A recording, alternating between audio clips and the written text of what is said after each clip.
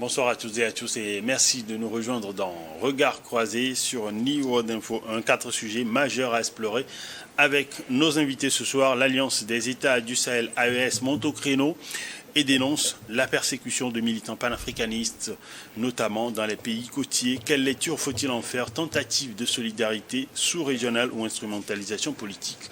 On pose le débat autour du sujet. À l'ONU, la Russie accuse frontalement la France de connivence avec des groupes terroristes au Sahel, un discours qui relance la guerre d'influence sur fond de rivalité géostratégique.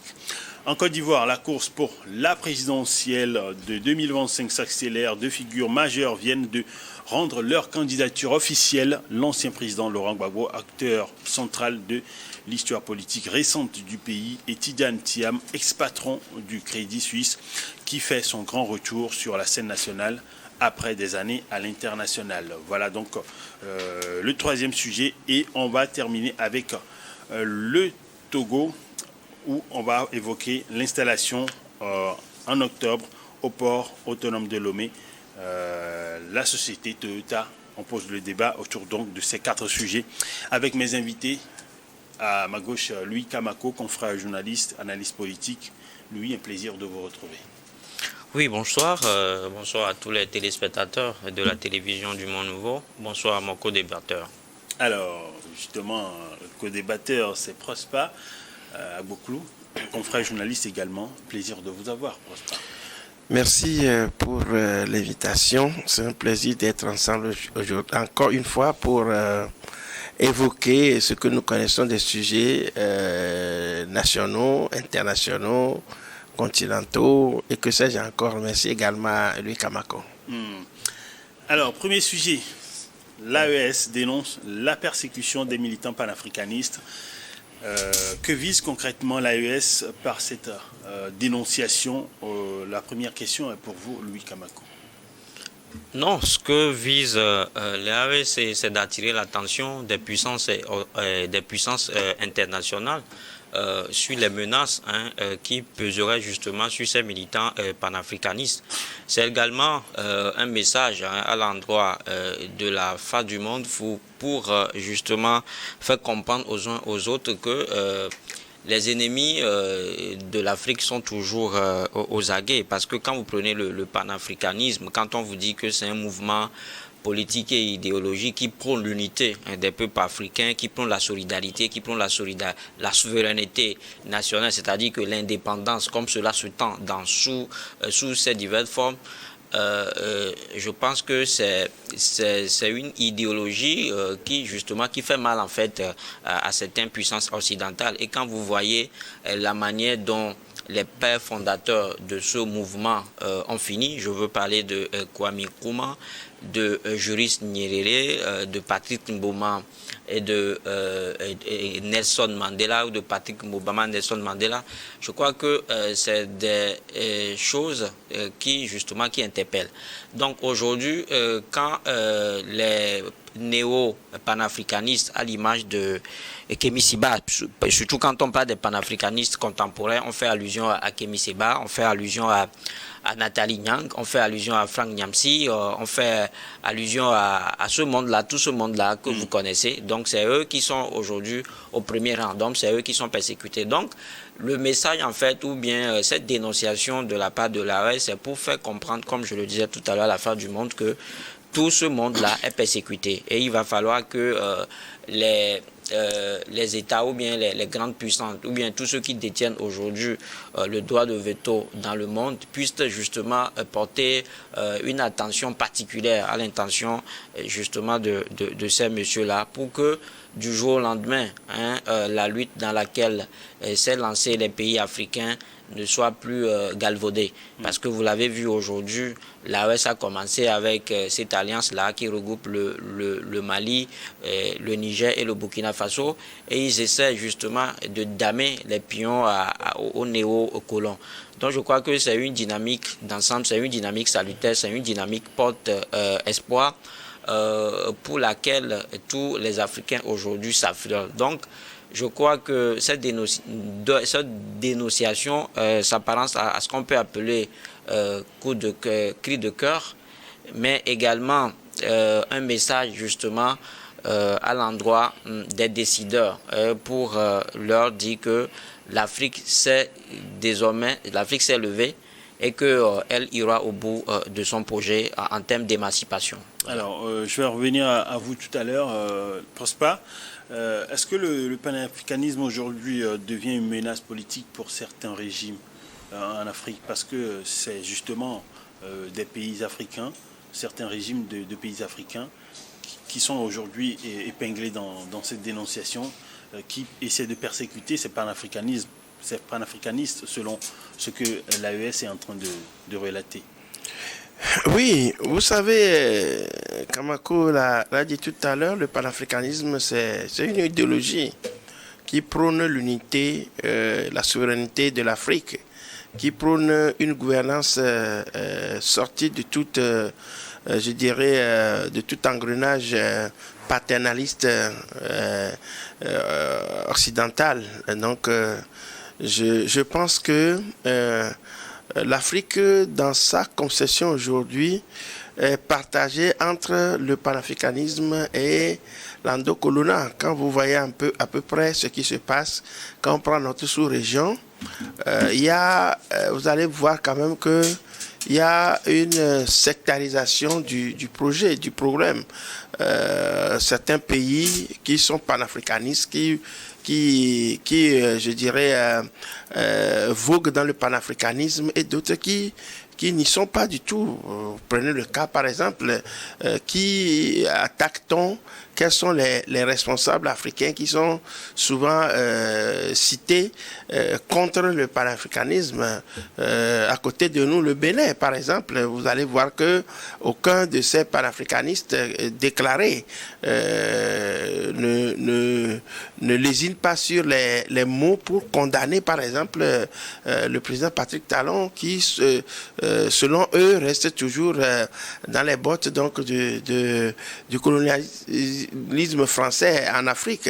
Et vous avez vu même la dernière fois sa sortie qui disait devant les jeunes que ceux qui prônent la souveraineté pensent que être souverain, c'est d'insulter les autres et comme on appelle, de jeter l'opprobre sur eux. Sa façon de dire les choses n'a pas été du tout acceptée par nombre donc d'Africains qui pensent que il a suffisamment de hauteur pour comprendre que l'Afrique, qu'à un certain moment donné, un esclave demande toujours sa liberté. Donc je pense que pour ces régimes, par exemple, quand vous prenez Kémy Séba, il attaque la plupart du temps le Bénin. Quoi qu'il soit béninois, il attaque le Bénin. Vous écoutez Nathalie Yang, vous écoutez qu'on appelle Franklin Nyamsi, vous écoutez qu'on appelle le Camerounais, comment on appelle son nom m'échappe un peu. Vous allez voir que tous ces gens-là, leur dialectique vis-à-vis donc du problème est franc. Ils n'hésitent pas, peut-être à mon avis, à donner leur vie pour cela. Même si d'aucuns pensent que c'est du marchandage, je crois quand même que chacun a besoin donc de se situer quelque part.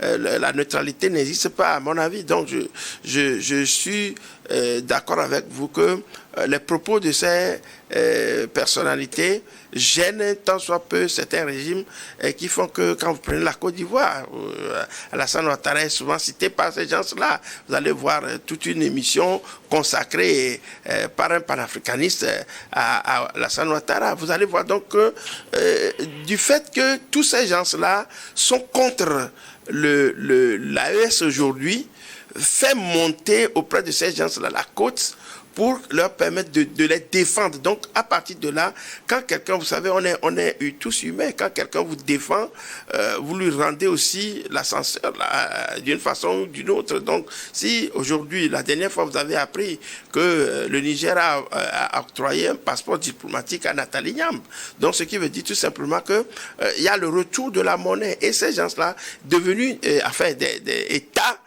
qu'on appelle indépendants, souverainistes, cherchent aussi à montrer à la face du monde que, bon, ceux-là sont avec eux et ils ont mis du temps pour le faire. Vous voyez à peu près, ils ne sont pas restés 2 jours, 3 jours, bien un mois pour le dire. Ils ont vu l'engagement de ces gens-là. C'est vrai que beaucoup aussi sont engagés, mais ne sont pas aussi visibles comme ceux-là. Donc, c'est des gens, vous allez voir qu'ils sont plus rentrés dans l'arcane de l'Occident.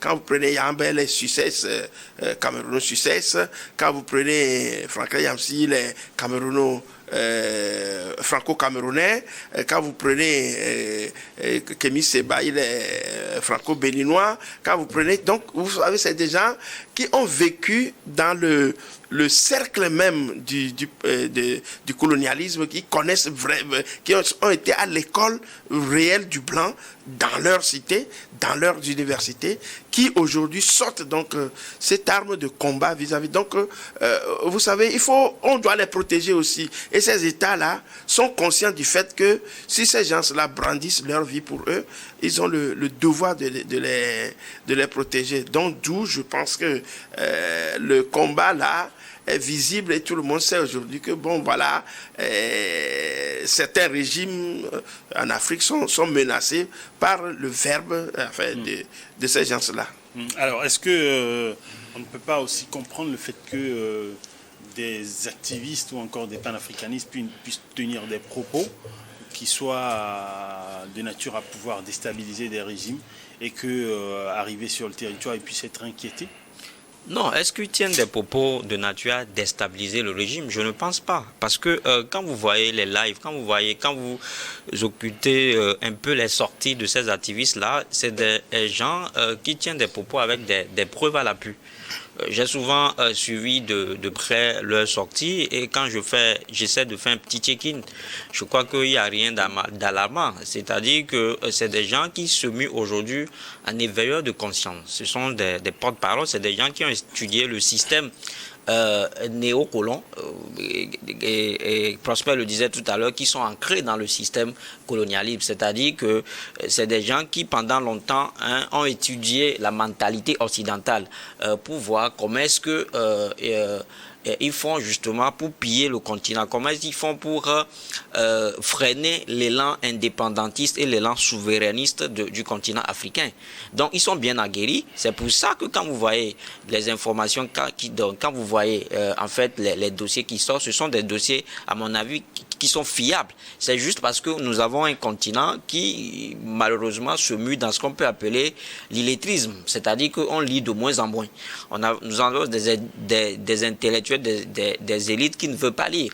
Alors que quand vous voyez le blanc dire que si vous voulez justement faire du mal à l'Africain, c'est justement de contenir ou bien de cacher les informations dans un livre. Donc ces gens-là se sont engagés pour une cause noble, pour une cause africaine, justement en allant fouiller dans tous les documents pour vous dire, voilà comment est-ce que vous vous êtes pillé, voilà ce que le blanc continue justement par sucrer sur votre dos. Donc je pense que ce sont des éclaireurs, ce sont des éveilleurs de conscience, c'est des gens qui ne sont pas de nature à déstabiliser. Mais ils dénoncent quand même la manipulation. Ils dénoncent la manipulation en fait, politiques, la manipulation des leaders politiques, c'est-à-dire que des dirigeants africains qui justement s'en servent du système néocolon justement pour perdurer au pouvoir, pour justement continuer par faire du mal au cher continent. C'est de ça qu'il est question. Parce que quand vous voyez aujourd'hui ce qui se passe, la persécution dont on parle, ça se fait, ou bien ça a souvent eu lieu dans les pays où les dirigeants sont en connivence ou bien sont de mèche avec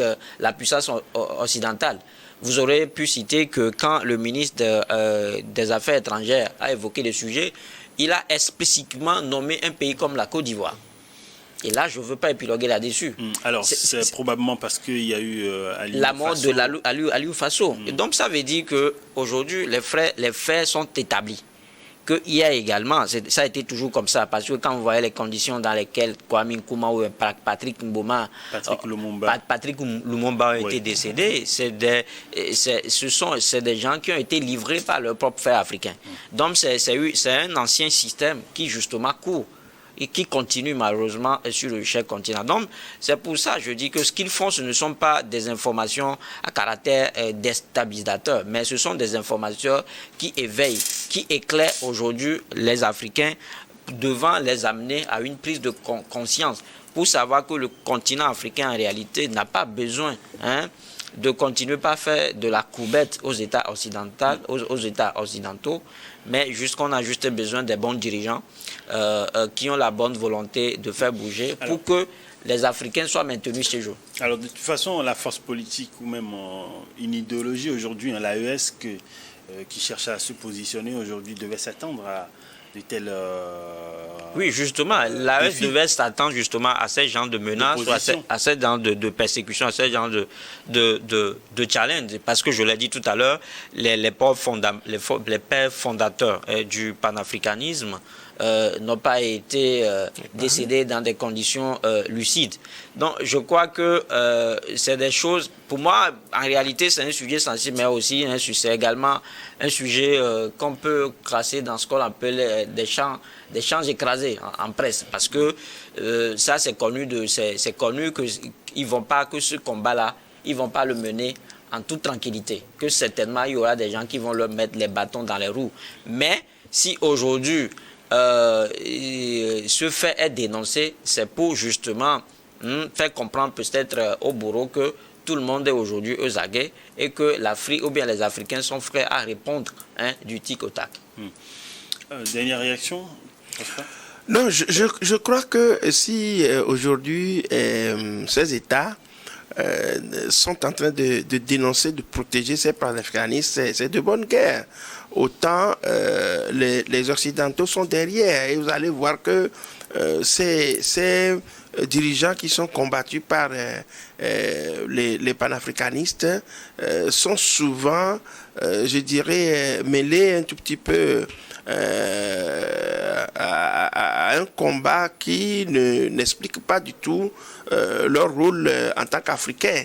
Et vous allez voir qu'ils sont souvent en connivence avec les pays occidentaux. Vous voyez les accusations que le Niger porte sur le Bénin, qui abriterait des camps de terroristes pour attaquer le Niger, raison pour laquelle jusqu'à maintenant la frontière entre le Niger et le Bénin n'est pas ouverte. Vous allez voir que même pour le pétrole nigérien qui devait passer par Sémé a été donc bloqué. Donc vous allez voir que et moi ce qui m'étonne, c'est que ces dirigeants qui sont accusés ne montrent aucun fait palpable qui démontre que ce sont des mensonges. Mon collègue l'a dit tout à l'heure.